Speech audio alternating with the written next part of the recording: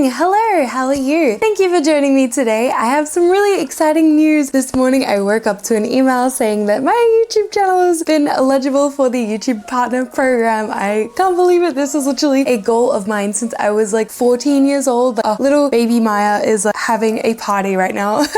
I can feel like a little bit of my inner self from all those years ago being like, I finally did it. I finally did it. It's made me really motivated to sit down here with you today to film the Q&A video that I've been meaning to do for a little while now. Unfortunately, I did actually get sick for the last 2 weeks or so sadly, that means that there is no vlogs for those weeks because I was literally just dying in bed. That's also why my voice still sounds a little bit funny, not because I've been going to a lot of idol shows and yelling a lot, but no, it's because I got sick, okay?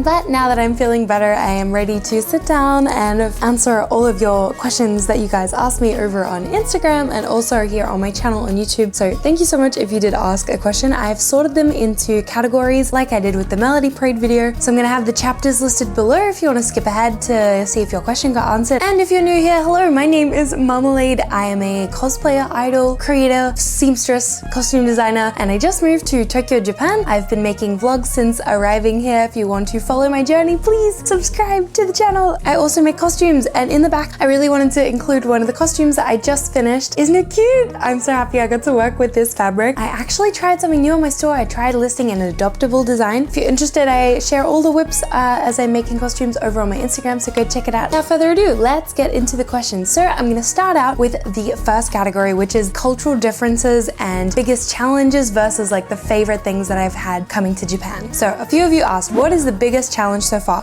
And obviously I'm gonna say it is the language. So unfortunately my Japanese is nowhere near at a level where I can even really make conversation. I am going to classes every week, but obviously not knowing Japanese has prevented me from really experiencing like as much as I possibly can while I'm here. So honestly, I've been a little bit scared to go into restaurants by myself because I don't know enough Japanese to like order or like read the menu. And like, yes, I could go in, but I'm really embarrassed and I don't want to make a fool of myself. And I also don't want to be a hassle to the staff because I just feel a little bit bad, but it's something I'm getting over, I'm getting used to. But same thing with every time I go to an idol event, there's opportunities to talk to people. And unfortunately, because my Japanese is so weak, I struggle my way through these conversations, but hey, that's all part of the process. Another one of my biggest challenges has been spending and like trying not to spend all of my money. As you might know, if you've been on a Japan trip, there is so much shopping that can be done here. Yeah, I don't have this problem at home in Australia because the style of things are not as cute, but oh my God, everything here in Japan, I want to wear it. I want to wear all the cute clothes. I want to buy all the cute makeup. I want to have all the cute anime figures and like the art books and oh my God, there's just so much cute stuff to buy here. And so spending has been a big challenge. I'm trying really hard to stick to a budget because I'm here long term, not on a brief holiday. And then the third biggest adjustment for me has honestly been, I don't know how to put this, but dealing with the population. So Brisbane, I don't know exactly what the population of Brisbane is, but it is small. And I'm not used to being in such a busy city. I am not used to how crowded the trains get. I'm not used to how busy Shibuya and Shinjuku are, even just like the shops and trying to get your way through things and the lines for things. It's a lot of people. And especially when it comes to personal space, I'm having a little bit of trouble adjusting to how crowded things are, especially like if you're somebody who struggles with crowds and feeling overwhelmed with like the amount of people around you, it's definitely a lot to get used to and to handle, to cope with here in Tokyo. I would say everywhere that I go, I always have my noise cancelling earphones in just because I get so overstimulated trying to like navigate the city, but I'm not sure if that's just like an adjustment period. Maybe it's something I'll get used to, but yeah, for me, this is one of my biggest struggles. Now let's hop over to the favorite thing about Japan. I would say without a doubt, it is the public transport system, which sounds kind of weird and lame, but low-key, the convenience of being able to walk everywhere, the walkability and being able to get anywhere pretty much within an hour is just incredible. And there's trains that come like every 5 minutes, it feels like you barely ever have to wait at a train station. Now I remember when I was in uni in Australia, I literally would sometimes have to wait half an hour just for a train to come, and that would add a significant amount of time to my journey. So I'm loving being able to get around, being able to go to the other side of Tokyo in a really short amount of time. And what has been the most fun so far? Without a doubt, I have to say that getting to go to J-pop like idol live shows in person has absolutely been the most fun thing to do here. It's something I loved doing in Australia, but being able to go out almost every single night if I wanted to, and there being shows there and relatively cheap entry. I get lucky, a lot of them have free entry for if you're female, and you only really have to pay the drink ticket, so it's like a really cheap night out. I love being able to like feel the music, see the pretty costumes, and discovering new idol groups like every single time I go out. Without a doubt, it's been really fun. A lot of you asked like how I'm enjoying Japan so far, and I'm definitely really enjoying it. Honestly, there was a period while I was sick where I was kind of feeling a little bit homesick, but that's because I was stuck in my room resting inside. I would say that I'm probably still in the like honeymoon phase of being here, so I'm still in love and fascinated by everything. I'm still blown away by such a big city. I've wanted to be here for such a long amount of time, and I think I still probably have rose-colored glasses on when it comes. So how is living in Japan versus your expectations of how it would be? Honestly, it has pretty much matched up to what I expected because I did quite a lot of research and followed a lot of content creators that vlog their life here, so I had a very realistic kind of expectation of what it was going to be like. But personally, I really expected that I was going to be making more content. If that sounds weird, like I thought I was going to be getting taking little outfit pics in the street every day, because that's the way a lot of the influencers make it look like. But low-key, I've been like, okay, I don't want to dox myself, I don't want to share where I live. That means if I want to take an outfit pic, I have to go to like out, but when I go out, I'm usually in Shibuya, and it's way too busy in Shibuya to be able to like stop and take an outfit pic unless I have someone with me, which is kind of rare, and then I'm just focused on whatever we're doing and hanging out. It's been a lot more social than I was expecting. I think I wasn't ready for how many people I was going to be able to meet and hang out with, and that's been an amazing bonus. It's probably like come in the way of me and my workflow and when it comes to making content and like things like reels and TikToks and stuff like that. What is a habit for you that looks bad for Japanese people?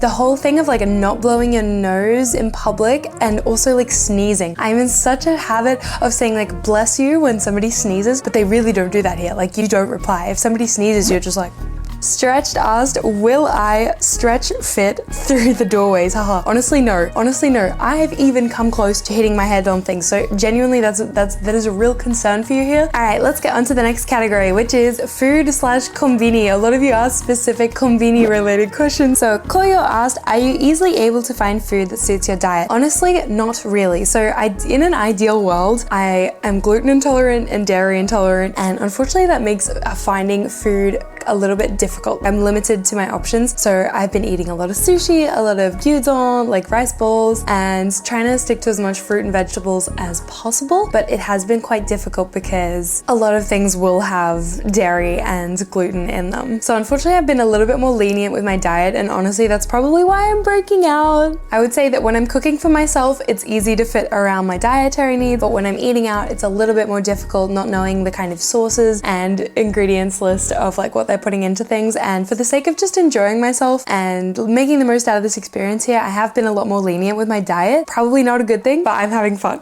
Luna Lady of Light asked, what is your favorite Combini onigiri flavor? I thought my favorite was the tuna mayo combo. Basic ass combo, good combo. No, I went to, what's the Mini Stop? I went to Mini Stop and they have like a wasabi flavored, oh my gosh, I can't remember the exact name of it, but they have a wasabi flavor, like I think it's like salmon roe wasabi onigiri, and that is so good. I literally will walk all the way. It's so much further out of the way. It's like a 25-minute walk for me to get to this Mini Stop, but I will go there just to get this wasabi flavored. I might go today. Actually, I'm craving it now that I'm thinking about this goddamn onigiri. And a lot of you asked what your favorite Combini snack is. I'm really enjoying being able to pick up an onigiri on the go. It's like my go-to kind of snack. Otherwise, I really love the smoothies that they have at 7-Eleven. I wish I liked the fruit sandwiches more. When I tell you they look so good, so yummy, but they do not taste very good, okay? They do not taste the way I thought they would. Saikairo asked, found any cute cafes? Actually, I've had really bad luck trying to find cafes. The only one I went to, they charged me like 1,250 yen for a cappuccino, and I think there was some kind of like seating fee involved, and I think that's a lot of the way that the cafes work here. Like if it's a themed cafe, maid cafe, pet cafe, animal cafe, they will charge a seating fee on top of the already food fee. In terms of like trying to budget and not spend, I haven't been going to any like themed cafes cafes, but I want to change that. I want to try and let myself maybe once a month go to a special cafe. I'm really dying to try a cat cafe or a Shiba cafe because I'm missing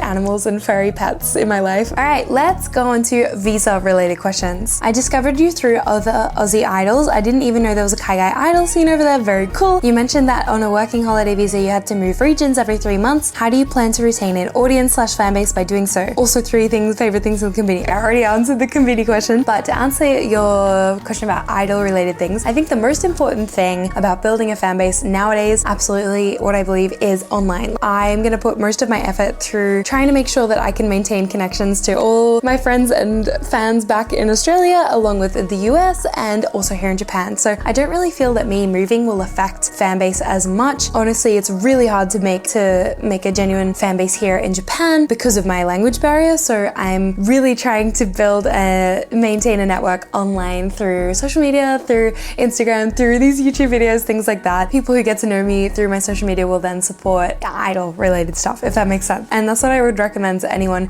who is aspiring to become an idol, to focus as much online as possible. TikTok is a superpower. Please use it. Please look at case studies of people like Paida who have absolutely blown up on social media and then use that to world domination. I don't know, she just announced an Australia tour, bro. If you don't know Paida, go check out Paida. How did you get an apartment on a working holiday visa? Do you plan to go back to Australia for Christmas and other holidays? So I do not have an apartment. I live in a dormitory sort of share house. I really wanted to make a house tour, apartment tour, and I realized that the more I probably show of where I live, the more chances are that I risk my privacy. So unfortunately, I don't really want to say any much more than I already have about my living situation because I think it's very risky, okay? I don't want to risk where I live. So I can't get an apartment because I'm only on a 6-month working visa. So even if I applied, I think I might get approved. The chances are pretty low, but then I would have to pay like a break lease fee if I did move then, you know, like every 3 months kind of thing. And in terms of whether or not I plan to travel back for the holidays, I'm actually hoping that my family comes to Tokyo, comes to Japan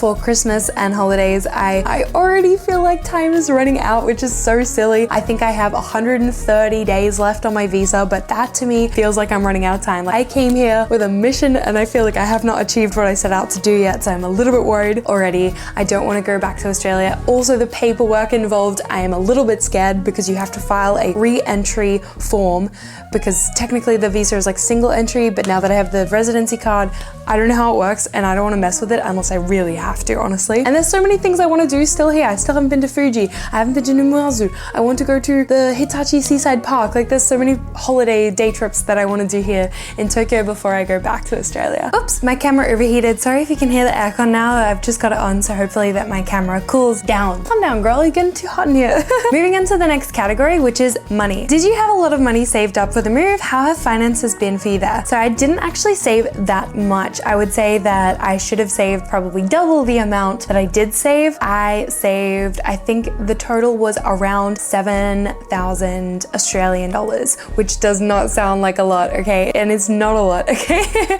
To move country and to be able to pay enough rent in advance, which you always pretty much have to do here, it was not a lot of money, okay? And that's why I'm saying I'm on a bit of a string budget in terms of spending. So I've had to hold back from buying a lot of the things that I kind of wanted to buy. Kuroe-chan Cosplay asked, how does rent compare to Australia? So at the moment, I'm sure a lot of you are aware. I'm sure a lot of you are aware that at the moment, Australia is kind of in a bit of a rental crisis along with the UK. And I'm pretty sure like places like LA have similar problems at the moment. But unfortunately, because Brisbane used to be one of the more affordable cities in Australia, since COVID, a lot of people moved from Sydney and Melbourne up to Brisbane, causing, and internationally even to Brisbane, causing the rent to skyrocket. So a lot of people were offering to pay 6 months in advance or offering higher prices just so that they could secure a rental because there were so few available in Brisbane. There's so much competition. Unfortunately, rent in Brisbane, to give you a ballpark figure, the minimum you are kind of looking at paying at is around $300 a week. I'm not sure. We don't do things monthly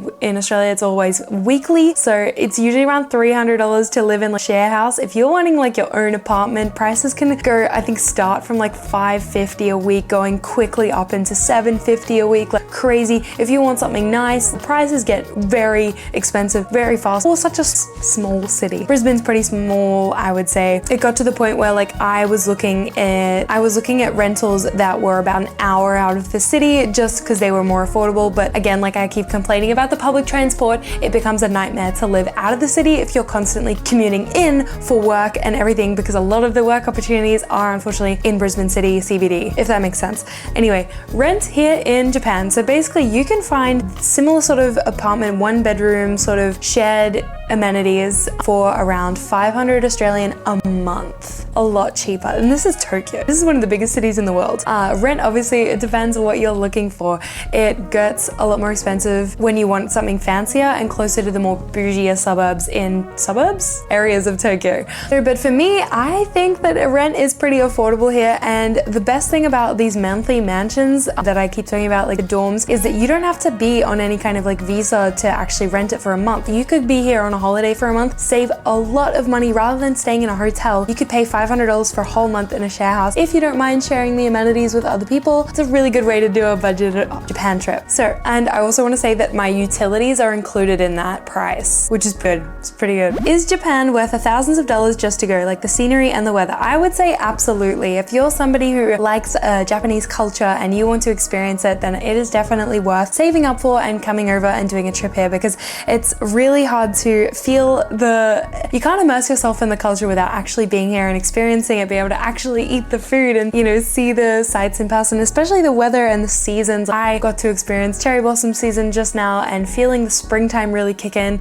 If you're somebody who has hay fever, good luck. There is flowers everywhere. It is nothing like spring in Australia. They are literally like bushes that just look like normal bushes. No, they are covered in flowers, just like Animal Crossing. It is beautiful to see in real life, to be really surrounded by it. Everywhere you look, there's so much beauty here, and I definitely recommend it. There's something for everyone here. Like you can really do Japan if you like nature. There's so many beautiful day trips that you can go on to experience the more natural, native, environmental side of Japan. Or if you're somebody who likes the city and fashion, culture, art, there's all of that to do as well. Like really something for everybody here in Japan. All right, let's get on to commissions. Not in Japan, but will you ever open commissions? Your work's amazing. And would you still be willing to do idol commissions for Australia? Absolutely. So at the moment, I'm still trying to figure out a better system for how to take commissions. I'm not sure if the waitlist idea is the best move. Let me know below if you think that that is good, because right now I'm just trying to keep on top of my DMs that I'm getting and emails, but it is a little bit hard for me to keep track of. I feel like I need a team of people to help me complete these commissions, because I want to keep making them. I want to keep doing stuff like this where it's like adaptable, where I can quickly make these a lot quicker when I come up with the design, whereas working one-on-one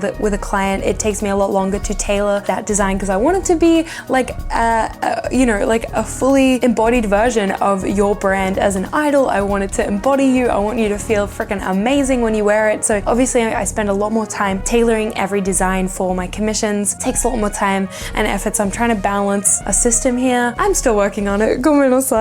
And yes, I absolutely would be willing to do commissions back for Australia. Like I said, this one's going to Australia. I'm taking on commissions for the US. It's not a problem. The shipping is a little bit more from Japan, but shipping is expensive everywhere now, honestly. Miyasagi asked, what are your favorite fabric stores since that you've been to? Okay, without a doubt, I love Okadaya in Shinjuku. I'm actually planning to make a fabric shopping guide YouTube video separately, because I think that I need to go more in depth with reviewing and telling you guys what specific things you're looking for, which areas to head to, because Nippori is a bit of a commitment to get to for me. It's like an hour and a bit to travel to the other side of Tokyo to go to Nippori Fabric Town, and it's very busy there. It's a little bit overstimulating. If you don't know what you're looking for, it's a lot. So I really like Okadaya because they have a bit of a more simple, they have everything, but they have like little bits of everything. So it's still less overwhelming. It is a bit more expensive. And so if you want a budget, you want the good deals, you got to go to Nippori. Since moving to Japan, is there a better selection of fabrics to choose from? Absolutely 100% yes, because back in Australia, we only had one.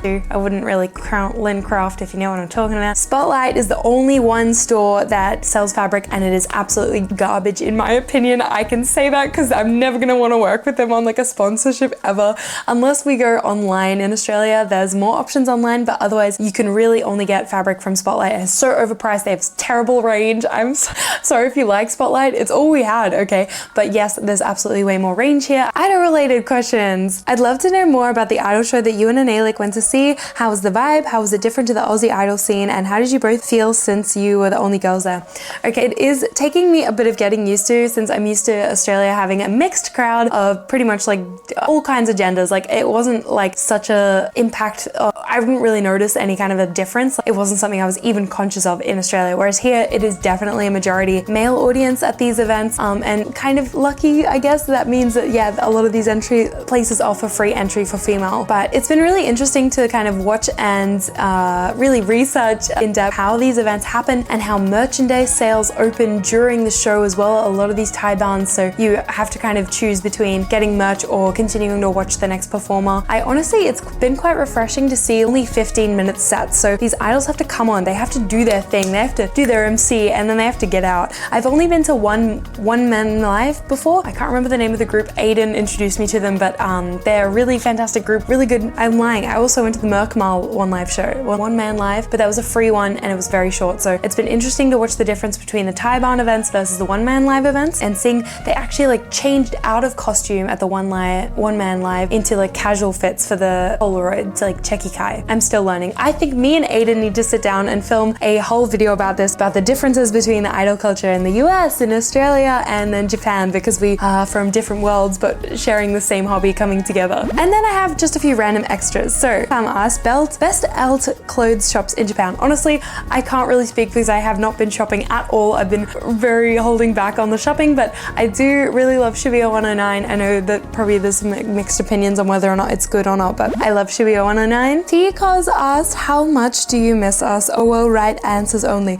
Okay, this is not funny. I actually really miss my friend. It's been obviously one of the hardest bits about being here is losing Melody Parade and our weekly, almost daily interactions. Like, we used to hang out we used to hang out every week, and we would go, oh my god, I'm gonna like actually get emotional about this, but it makes me very sad to know that I'm missing out on that, because the girls are still seeing each other in Brisbane, but I have taken myself out willingly. Why did I do this to myself? But it makes me really happy to be able to see and watch the girls each on their own journey now growing. Pip is about to enter ECG this weekend down in Melbourne, so I'll be cheering for her. I actually did some of the voice acting as well for another friend, Nix. So I'm really excited that I kind of got my fingers in the event somehow. I'm part of it. But I really miss the girls. I miss you. I miss you, T, if you're watching. I hope you are.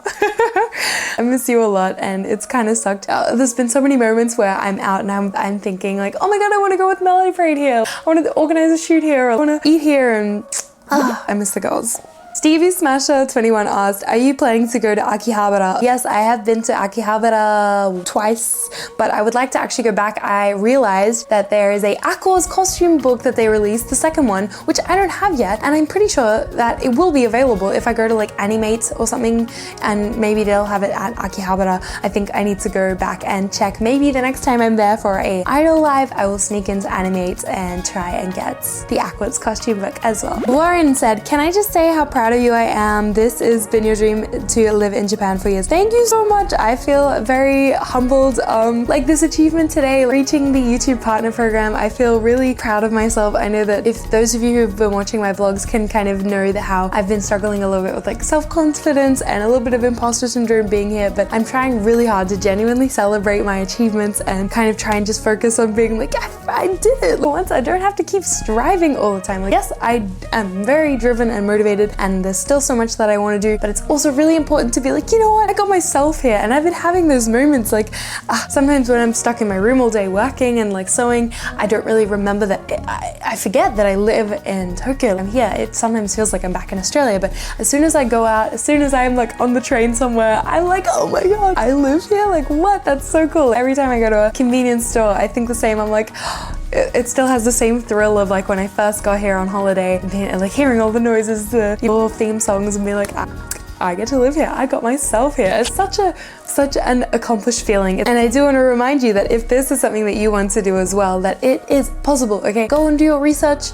There's so many resources online for you to figure out how to get yourself here to Japan. There's so many ways to do it now, so I highly recommend. And if you want to watch, I made a video when I first moved to Japan talking about how I did it, so you can go watch that on my channel as well. And that brings us already to our last question, which is Midget Boy 25 said, what is your favorite part of Disney Japan? Because I just got to go to Disney last week with some of my good friends, and we actually even Disney bounded as some of the Disney princesses together. It was so much fun. My favorite part of Disney, absolutely Japan at least, is the food. Okay, I am obsessed with the snacks, the little themed things that you can get. I love it. I never got to go to Disney as a kid, and I remember lying to people at school because I wanted to be cool like them, because I went to a rich school and they all went to freaking Tokyo Disney on their holidays, whereas I just pretended in my imagination that I went. I was like, yeah, I went and it like snowed. It was amazing. Now I actually get to experience it as an adult, and honestly, I have so much more appreciation for it, and also being able to fully enjoy it. I am able to spend my hard-earned money on the cute Disney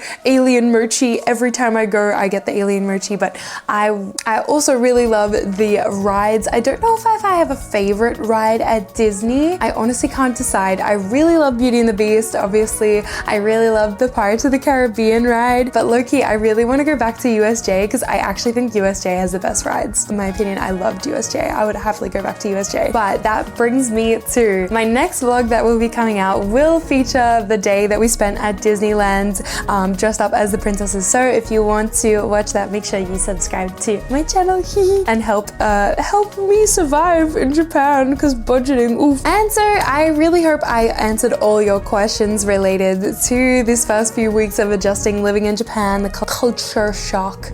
I hope it was informative and enjoyable, and I'm super excited to say that I do have an upcoming show happening this week. At the end of the week, there is a live stream link available as well if you would like to join in and watch the thing as it's happening live. Aiden and I have teamed up and we are doing a special collaboration show, and we've got the subunit name Soto no Borderline. Very cool, very epic. We've been preparing a bit of an edgier set than anything I've done before, so I'm very excited to try something new with Aiden. We've even recorded all the backing vocals as well. We've tried to put a lot of effort into bringing this set list to life. I'm going to be making a new costume for it. That's right, it is a week away and I haven't started. I've had work to do, I've been busy. But we will be debuting debuting our little subunit. I'm also going to list Checky for sale, so if you're interested in getting your very own decorated Polaroid, we'll be doing solos and duos. If you're interested, they always come very decorated and signed and all cutesy, and we can ship them worldwide. So if you would like a little Polaroid, and I usually like to leave little motivational messages on it because I think it's cute when you a little reminder when you look at it, be like, yeah, I got this.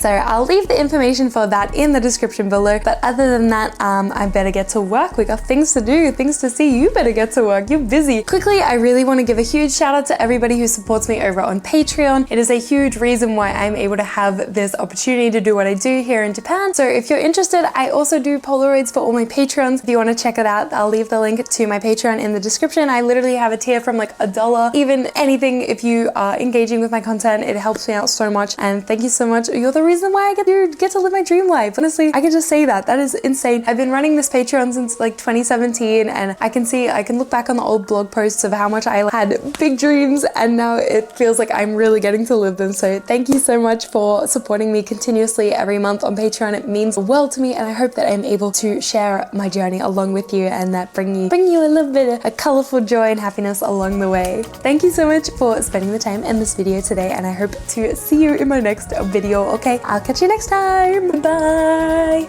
Mata ne. Oh, I should steal Joey's outro. Ja ne.